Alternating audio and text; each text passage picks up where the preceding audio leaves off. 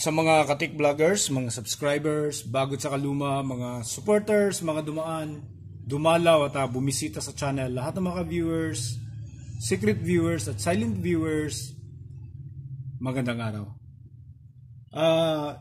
I-share ko lang sa mga bago yung mga kung ano ba yung laman ng ganitong klase ng amplifier, ganitong uri ng amplifier, isang Phonic XP1000. So ito yung laman nito, ito yung isang channel, ito naman yung isa.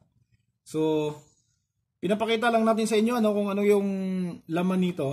Ayan, para naman yung mga bago natin ay hindi sila ganong mahihirapan kung saan ba sila dapat mag-troubleshoot. Ayan. So itong Phonic amplifier natin ay 400 watts RMS yung kanyang power. Okay, meron siyang tatlo na NPN tsaka PNP output transistor. Ayan. Tapos yung kanyang impedance, ito yung maganda para sa mga mahilig magkakabit ng mga nagpaparallel ng mga speaker, no? Ang impedance po nito ay yung kanyang maximum impedance ay 2 ohms. Napakababa. 2 ohms. So parang ano lang siya, no? Parang katulad ng ibang mga type ng power amplifier na umaabot din sa 2 ohms. Kaya lang yung iba, nag-2 ohms siya kapag nagbi-bridge. Dito, hindi.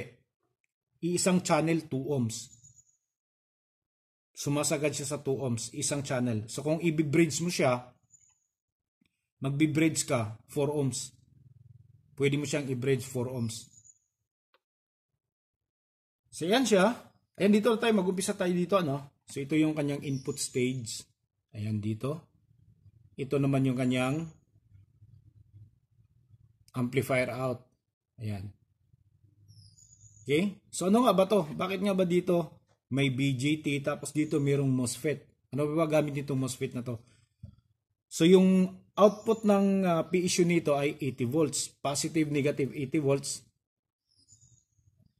Pinasok dito, pumasok dito sa apat na MOSFET. Ang gamit nito ay regulator.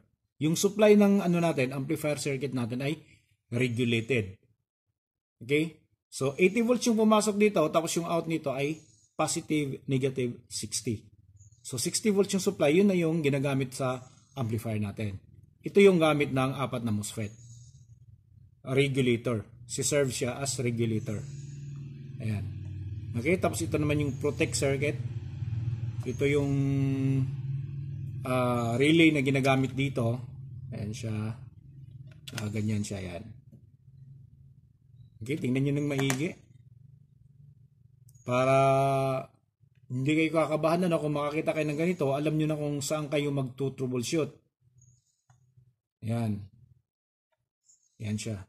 So dito naman, ano nga ba yung problema nito nung dinala? Nung dinala to, ang problema nito ay mayroon siyang power, kaya lang hindi mawawala yung protect. Laging naka-protect. Okay, tapos nung binuksan natin,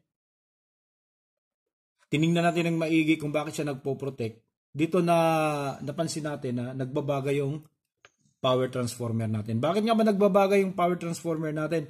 Kasi may mga may mga short sa circuit na hindi nakita nung unang gumawa at ginampera nila yung pumutok yung dalawang 2 ampere na fuse. So ang nangyayari, yung ginamp nila mas mataas pa. Parang na yata, parang umabot sa 5 ampere. Kaya hindi na pumutok yung fuse. Yung iba ang pumutok.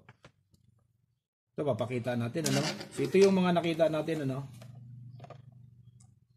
Itong dual operational amplifier IC na 4580, yung kanyang numero. Yan. So halos maubos to, 4 doon sa kanyang input. Yung input kasi nito, dalawa, yung PL55, tapos yung balance input, yung XLR ang ginagamit. So halos maubos yon. Ito, hindi naman to shorted at walang wala ding sunog, talagang sira na. So yung na solve na natin yung problema doon sa kanyang power supply at sinubok na natin kung buo ba yung kanyang amplifier. Ang nangyari kapag nakakasato, ayan, kapag nakakasato, ang lakas ng ugong. Doon sa output niya ay nagkakaroon ng mahigit 60 volts DC. Bakit nga ba? Kasi yung out nitong preamp na to, dito, imbis na AC yung lalabas sa kanyang out, nagiging DC. Kaya yung papasok dito sa input stage ng amplifier natin, dito, ang papasok dito DC. Alam naman yung amplifier natin na nag-a-amplify lang ng signal yan. Kung magpapasok ka dito ng DC, so DC din yung i-amplify niya. So DC yung pumapasok dito, kaya yung labas dito sa output niya, DC rin. Kaya ang lakas, 60 volts DC. Buti na lang hindi natin nakakaugalian na natin na wag mo na magkabit ng speaker. Kailangan sukatin muna natin yung output kung normal ba siya. So nakita natin na may problema at tinanggal natin to. Ayan.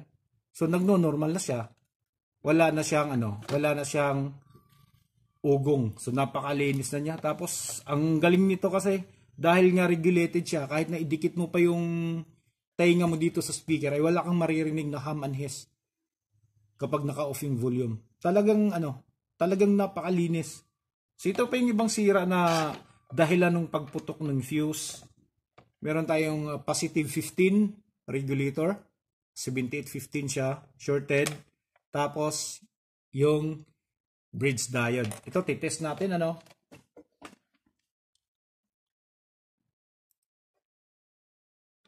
So yung problema nito yung ground tsaka yung out. Ayan Ibuka natin para sigurado, para makita nyo ng maigi. Tingnan nyo yung multimeter natin. Ayan shorted siya Okay, tapos ito naman yung bridge naman natin. Hanapin niya natin to kung nasaan yung short. Ayan, ito Ito yung shorted, yung AC input tapos yung positive. Ayan Ayan siya. Baliktarin natin. Ayan. Okay, so shorted. Yun yung dahilan kung bakit pumutok yung fuse. Yan. Papakita natin sa inyo, Or i-test muna natin. Test muna natin. Okay, test natin.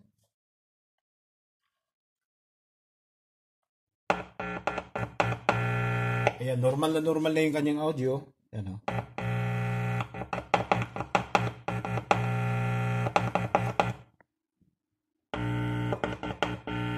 Okay, ibig sabihin, yung amplifier natin ay okay na. Ito na lang yung tatapusin natin. Ayan siya. Yung kanyang input stage. Dito sa yung input ng PL sa XLR, yung balance input. Ayan So ito na halos bugbog na to. Pinalitan na nila to Ayan. Pinalitan na nila at nasira uli dahil nga hindi naman napalitan ng regulator. Kaya yung pinalit nila ay ayun, bumigay uli siya. Ayan. So wag niyong gayahin to. Ayan, pinang-titest lang natin to. Tinitest lang natin yung ibang circuit kung buo. Yan, tatanggalin po natin yan bago natin to isara at maayos na natin. Tanggalin natin yung lahat ng wire. Kailangan wala yan. So ito yung mga pinalitan natin Ayan, focus lang natin yung regulator. Ayan, yung kulay malinis pa yung makinis. Yun yung bago. Yung positive 15 volts. Tapos tingnan nyo yung maigi yung fuse. Engine ampere nila. Hindi pa natin napalitan niya yun 2 ampere lang yan. Pero tingnan nyo yung wire. Ang hibla ng wire. Ang lalaki. Halos 5 ampere or mahigit. Kaya hindi talaga puputok yan. Tapos ito naman yung bridge na pinalitan natin. So ibang klaseng bridge diode na yung pinalit natin. Ayan. Ayan siya. So yung original niya ay pabilog. So ito ibang klase naman. So yun yung ginamit natin. Ayan. Okay. So yun yung circuit. Ito pa pala, papalitan pa natin tong nito, dalawang capacitor. Kailangan palitan natin ng mas maliit na konti para maibalik natin dito sa kanyang pwesto. Ayan, may pwesto natin ng maayos dito. Kasi napakapangit naman kung nakaganyan siya nung dati ay nilagay lang to sa bawat dito gilid. Dito yung isa, tapos ito namang isa ay dito. So napakasagwa. Ayan. Okay? Ayan, tingnan nyo ng maigi dito. Ayun yung ano natin. Saan na ba yung indicator natin? Yan na. Normal lang yung kanyang signal indicator. Yan. Okay, so hanggang dito na lang siguro tayo. At least meron tayong na-share sa inyo. At maraming salamat. God bless at bye-bye.